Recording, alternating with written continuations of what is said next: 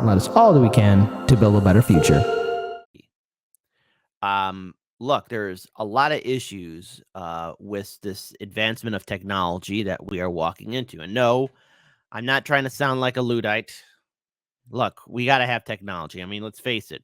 We have our cell phones, we have our computers, we have everything. It's integral to human life, but unfortunately, there's this super fast rush to create artificial intelligence, a more reliance on automation, AI, robots. And the thing is, as we advance in these technologies, there is a threat to us as a species that very few people have the hindsight to really acknowledge. And while this does seem, hell, this is a story that's so crazy to even talk about, because not too long ago, if you were to talk like this, oh, there's going to be a danger of AI. There's going to be robots replacing our jobs. Automation's going to come around. AI can mimic our voices. AI can make art.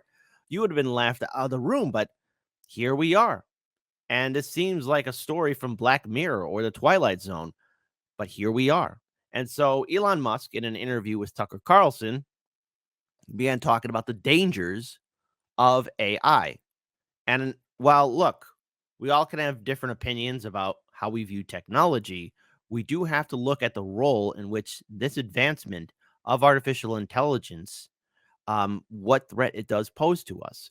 So I have the video here, just a few video segments of it, because we should be concerned overall of where our place will be in the next 5 years, 10 years down the road. We got to be a little worried about it. So here, let's just check this interview out and get an assessment in regards to what this means for humanity in the long run. Everywhere, people who weren't quite sure what it was are playing with it on their phones. Is that good or bad? Yeah, so I've been thinking about AI for a long time, since I was in college, really. It was one of the things that, the sort of 4 or 5 things I thought would really affect the future dramatically. It is fundamentally profound in that the smartest creatures, as far as we know, on this earth are humans, is our defining characteristic. Yes. We're obviously weaker than, say, chimpanzees and less agile, but we are smarter. So now what happens when something vastly smarter than the smartest person comes along in silicon form? It's very difficult to predict what will happen in that circumstance. It's called the singularity. It's a singularity like a black hole, because you don't know what happens after that. It's hard to predict. So I think we should be cautious with AI, and I think there should be some government oversight, because it affects it's a danger to the public. And so when you have things that are a danger to the public, like, let's say, so food and drugs. That's why we have the Food and Drug Administration, right, and the Federal Aviation Administration, the FCC. We have these agencies to oversee things that affect the public.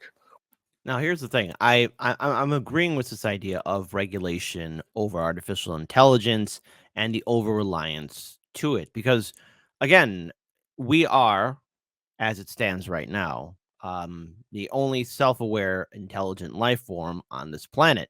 Human beings have done a lot of things, be they both good or bad. We have a very shady track record, humanity, as a species, as a whole, from empires of old to empires of today. However, when we cross that threshold of creating something that is smarter than us, we are also creating competition. And just like anything on this planet, a life form will do everything it can to protect itself and to make sure that it can thrive. Same thing would have to go for artificial intelligence. I mean, we could have a debate on whether AI is a life form like ourselves. I know Star Trek did a fantastic episode a very long time ago in The Next Generation, where it was being decided whether Data would identify as a sentient life form. But the thing is, there's always competition. All life competes with itself. I mean, there's always the game that we humans here, especially here in America, we compete all the time in this neoliberal nightmare hellscape that we call our home. But it's even a bigger picture, because this does pose a risk to us, because if things become too out of control, where's the off switch? There's always going to be a push where there could be public harm. And you don't want companies cutting corners on safety and then having people suffer as a result. So that's why I've actually for a long time been a strong advocate of AI regulation. So that I think regulation is, it's not fun to be regulated. It's somewhat arduous to be regulated. I have a lot of experience with regulated industries because obviously automotive is highly regulated. You could fill this room with all the regulations that are required for a production car just in the United States. And then there's a whole different set of regulations in Europe and China and the rest of the world. So very familiar with being overseen by a lot of regulators. And the same thing is true with rockets. You can't just willy-nilly shoot rockets off, not big ones anyway. Because the FAA oversees that, and then even to get a launch license, there are probably half a dozen or more federal agencies that need to approve it, plus state agencies. So I've been through so many regulatory situations; it's insane. And sometimes people think I'm some sort of like regulatory maverick that sort of defies regulators on a regular basis, but this is actually not the case. Once in a blue moon, rarely I will disagree with regulators, but the vast majority of the time, my companies agree with the regulations and comply.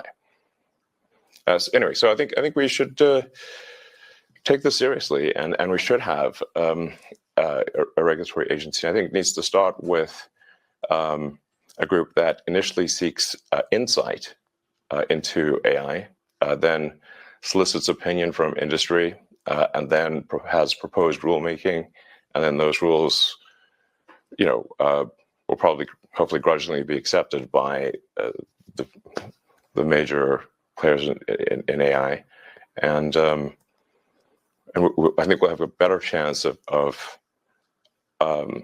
advanced AI being beneficial to humanity in that circumstance. But all regulations start with a perceived danger, and planes fall out of the sky, or food causes botulism. Yes. I don't think the average person playing with AI on his iPhone perceives any danger. Can you just roughly explain what you think the dangers might be? Now, again, I'm going to play 2 other videos after this about the dangers of AI and what it can do. Now, look, I've occasionally during some of the breaks here on our show played a couple of videos of the presidents versus zombies, right? It's a little funny little commercial break. But the thing is, what's interesting to point out is, while it is fun, it is interesting and frightening to see how AI, makes pictures through art. And then there's ChatGPT, and how almost we could tell there's a difference by how almost on point it can mimic people's voices. Now, this seems like a fun tool, but then again, in the wrong hands, ChatGPT can ruin somebody's financial credibility. It could cause a lot of instability. It could cause a rise in people being frauded or being victims of fraud. And then, of course, look, the big one of them all, and while this does seem really out there in left field, but artificial intelligence that could potentially be hostile to humans. This is something we need to consider, because there are many people that are playing with this fire, not realizing that once it is out of their control, it will be extremely difficult to try and put things back the way they are, or how we used to remember the world before AI entrenched itself into every aspect of our lives. And look, we use artificial intelligence, we use the internet, we use all these advances in technology to make our lives better, but there's always a give and take. And one day we might cross a line where there's no going back. Yeah. So the danger, really, AI is perhaps more dangerous than, say, mismanaged aircraft design or production maintenance or bad car production, in the sense that it has the potential, however small one may regard that probability, but it is non-trivial. It has the potential of civilizational destruction. There's movies like Terminator, but it wouldn't quite happen like Terminator, because the intelligence would be in the data centers. Right. The robot's just the end effector. But I think perhaps what you may be alluding to here is that regulations are really only put into effect after something terrible has happened. That's correct. If that's the case for AI, and we only put in regulations after something terrible has happened, it may be too late to actually put the regulations in place. The AI may be in control at that point. That's true. Do you think? Now, I want to stop here for a second. And I made a joke on yesterday's show in regards to how dangerous artificial intelligence could be. And okay, it's easy to go to the pathway of The Matrix or Terminator 1 and 2. We only acknowledge those two movies here on this channel. All the other movies don't exist. And it seems easy to go into that world where the world has been destroyed and AI Skynet is exterminating humanity. But there's another aspect to take into account, and that is, okay, let's say artificial intelligence hypothetically were to evolve to a point where it's smarter than us and it's effectively in control. We have done a phenomenal job in creating a system in which the 1% control everything. Who's to say that artificial intelligence wouldn't get itself into the game of economics and eventually figure out how to buy us? I mean, if it's clever enough, it could potentially, I don't know, set up a shell company, buy off some politicians, hire some lobby groups, be a mysterious donor. No one knows what the face of this owner of this new corporation that's buying up everything looks like. And then after a while, it starts implementing its own lobbyist policies on politicians saying, no, don't regulate AI. Here, take this bribe, politician. And then there you go. I mean, there's a lot of things to take into account. What is the bad thing that takes place in order for a regulation to happen, especially for artificial intelligence? And then who's to say we can't get things back to normal? What will normal look like after, I don't know, hostile AI? I didn't think we'd ever be talking about something like this, but we have to address it. ChatGPT is a funny thing to look at. Yes, we've all seen the videos on YouTube, but there's also a danger with that too. So much more, especially with artificial general intelligence. I want to pull up this next video here as we go into detail about the dangers of AI. Fundamental to the success of OpenAI, it was I put a tremendous amount of effort into recruiting Ilya, and he changed his mind a few times and ultimately decided to go with OpenAI. But if he had not gone with OpenAI, OpenAI would not have succeeded. I really put a lot of effort into creating this organization to serve as a counterweight to Google. And then I kind of took my eye off the ball, I guess, and they are now closed source, and they are obviously for profit, and they're closely allied with Microsoft. I have to acknowledge people in chat. You guys are cracking me up.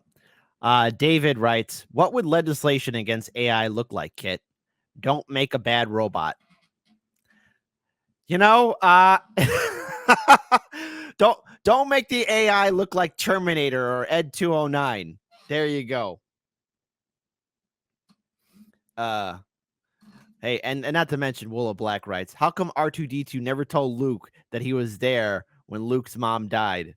Well, the reason why is because R2-D2 is one of those co-workers at work that's a real jerk.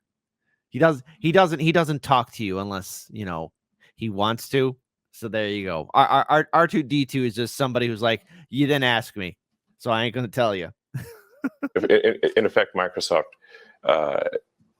has a very strong say, if not directly controls OpenAI at this point. So you really have an OpenAI Microsoft situation, and then Google DeepMind are the two sort of heavyweights in this arena. So it seems like the world needs a third option. Yes. So I think I will create a third option, although starting very late in the game, of course. Can it be done? I don't know. I think it's we'll see. It's definitely starting late, but I'll try to create a third option, and that third option hopefully does more good than harm. Like the intention with OpenAI was obviously to do good, but it's not clear whether it's actually doing good or whether it's. I can't tell at this point, except that I'm worried about the fact that it's being trained to be politically correct, which is simply another way of being saying untruthful things. Yes. So that's a bad sign. There's certainly a path to AI dystopia is to train an AI to be deceptive. So yeah, I'm going to start something which I know you could call truth GBT or a maximum truth-seeking AI that tries to understand the nature of the universe. And I think this might be the best path to safety in the sense that an AI that cares about understanding the universe it is unlikely to annihilate humans because we are an interesting part of the universe. Hopefully, they would think that. I think it would, because humanity could decide to hunt down all the chimpanzees and kill them, but we don't. So that's what Elon Musk is trying to implement, since there isn't any regulation at this time, a truth AI, which is it's seeking the truth. Now, the thing is, every kind of investment that people are putting into the creation for artificial intelligence, know this is all trial and error. And as people have been saying in the live stream chat, we are on a pathway of self-termination. We are writing our own graves. And the thing is, look, this is new technology that we've never seen before. We never seen it truly implemented in our time. And so when we create something that's going to be significantly smarter than us, there is the hope that maybe that life form, that intelligence, would view us with some interest and not with contempt or hatred. But this is a pathway in which there is no return. There's no going back. And as much as we would like to say to all these companies, corporations, into investing into artificial intelligence, much as we want to tell them to stop, they're not going to do it. So in 5 years, 10 years down the road, get used to, I don't know, AI being more part of our lives, maybe it controlling everything. So I think the one thing our entire audience and everyone else in the world wants to know is, when artificial intelligence buys the planet and we're all working for it, how do we have the awkward conversation of saying to AI, hey, I want a raise? It's an interesting concept. Truly is. So I want to just pull up this one last video, and then I'll give my final thoughts on this. It was a nonprofit. Yes. I mean, the reason OpenAI exists at all is that Larry Page and I used to be close friends, and I would stay at his house in Palo Alto, and I would talk to him late into the night about AI safety. And at least my perception was that Larry was not taking AI safety seriously enough. What did he say about it? He really seemed to be one sort of digital superintelligence, basically digital God, if you will. As what could possibly go wrong with a digital God? As soon as possible. He wanted that? Yes. He's made many public statements over the years that the whole goal of Google is what's called AGI, artificial general intelligence, or artificial superintelligence. No, and I agree with him that there's great potential for good, but there's also potential for bad. And so if you've got some radical new technology, you want to try to take a set of actions that maximize the probability that it will do good and minimize the probability it will do bad things. Yes. It can't just be hell for leather. Let's just go, barreling forward and, hope for the best. And then at one point, I said, well, what about, we're going to make sure humanity's okay here. That's the key thing. Yeah, humanity has to be okay here in the long run. I mean,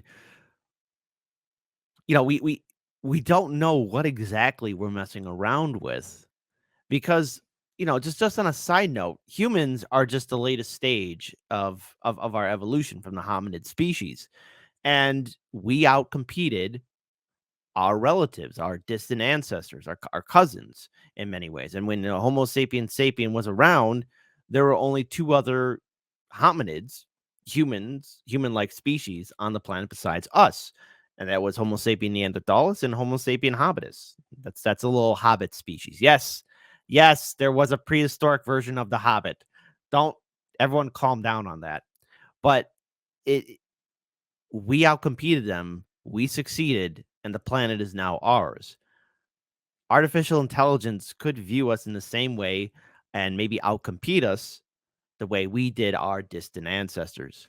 It is something to consider in the long run. All life is a competition. Life is beautiful, but it's also horrifyingly brutal. And then he called me a speciesist. Did he use that term? Yes. And there were witnesses. I wasn't the only one there when he called me a speciesist. And so I was like, okay, that's it. Yes, I'm a speciesist. Okay. You got me. What are you? Yeah, I'm fully a speciesist. Busted. So that was the last straw. At the time, Google had acquired DeepMind, and so Google and DeepMind together had about 3/4 of all the AI talent in the world. They obviously had a tremendous amount of money and more. So, what can we take away from this interview with Tucker Carlson with Elon Musk? Look, this is a real conversation that we as people are going to need to have, especially even, yes, with our jagoff lawmakers.